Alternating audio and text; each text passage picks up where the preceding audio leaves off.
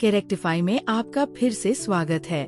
क्या आपने कभी ऐसा महसूस किया है कि बाकी सब जिंदगी में आगे बढ़ रहे हैं और आप वही के वही रुके हुए हैं?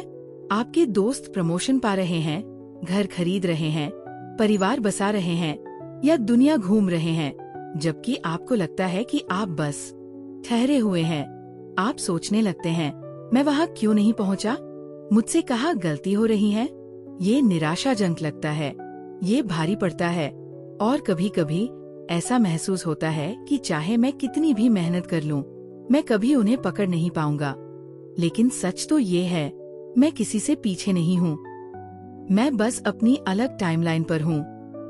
लेकिन हमें ऐसा महसूस क्यों होता है? पहली वजह है तुलना करने की आदत। हम हर जगह देखते हैं, सोशल मीडिया पर, दोस्तों की बातचीत में, यहाँ तक कि पारिवारिक मेलजोल में लोग अपनी उपलब्धियां दिखा रहे होते हैं।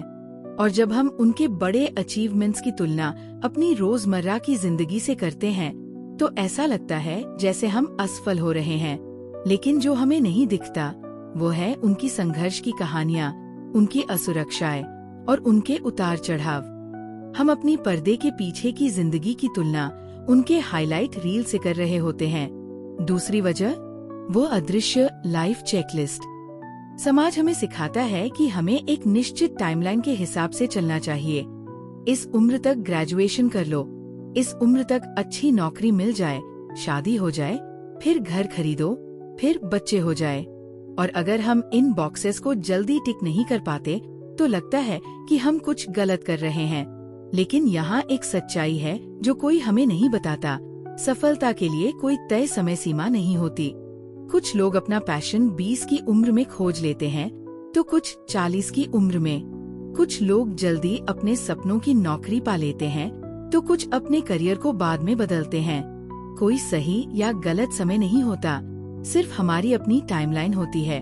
और फिर आता है खुद पर शक। जब हमें लगता है कि हम कहीं अटके हुए हैं तो ये विश्वास करना आसान हो जाता है कि शायद हम काबिल ही नहीं हैं। लेकिन सच ये है कि प्रगति हमेशा दिखती नहीं है।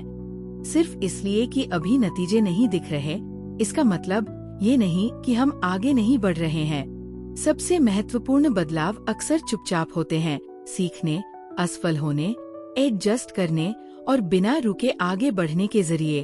तो जब ऐसा महसूस हो कि जिंदगी की रेस में पीछे रह गए हैं, तब क्या करें?